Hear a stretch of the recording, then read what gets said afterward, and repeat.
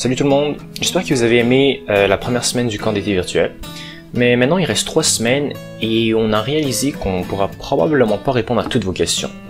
Alors on a décidé de répondre à une question d'extra pour ce premier épisode de la deuxième semaine. Et cette question, c'est est-ce que je vais être plus proche de mon frère au paradis que les autres personnes? On peut aussi généraliser un peu la question et puis se demander vais-je être plus proche de qui que ce soit famille ou amis au paradis, ou serons-nous tous aussi proches les uns des autres? Alors, je peux dire que j'ai choisi cette question parce que la réponse m'est un peu venue tout de suite. Donc c'est une question qui va facilement rentrer dans un seul épisode. Alors répondons à la question. Vais-je être plus proche de qui que ce soit au paradis, ou serons-nous tous aussi proches les uns des autres? Bon, avant d'avoir trouvé la réponse, j'ai simplement pensé à la question et je dois dire que c'est assez intuitif de penser qu'on serait plus proche de nos proches au paradis. I mean, it makes sense. Mais c'est là que je me suis rappelé d'un passage, un passage où Jésus disait que tous ses disciples font partie de sa famille. Et puis, alors je me suis mis à la recherche de ce passage. Ça n'a pas été très long, une simple recherche sur Google, et puis voilà, c'est Matthieu, chapitre 12, versets 46 à 50. Alors, comme Jésus s'adressait encore à la foule, voici, sa mère et ses frères qui étaient dehors cherchèrent à lui parler. Quelqu'un lui dit, voici, ta mère et tes frères sont dehors et ils cherchent à te parler.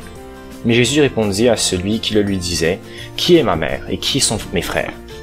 Puis, étendant la main sur ses disciples, il dit, voici ma mère et mes frères. Car quiconque fait la volonté de mon Père qui est dans les cieux, celui-là est mon frère et ma sœur et ma mère. Donc j'aimerais mettre plus d'emphase sur ce dernier verset 50. Car quiconque fait la volonté de mon Père qui est dans les cieux, celui-là est mon frère et ma sœur et ma mère. Alors dans ce passage, Jésus nous montre clairement que les liens de famille biologiques vont vraiment perdre leur importance, puisqu'ils vont être remplacés par des liens de famille spirituels. C'est pas pour dire que les liens qu'on a avec les membres de notre famille vont être diminués, mais plutôt qu'on va avoir de nouveaux liens entre tous les membres de la famille de Dieu.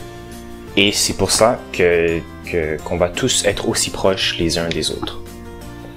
Bon, j'espère que cette réponse est satisfaisante.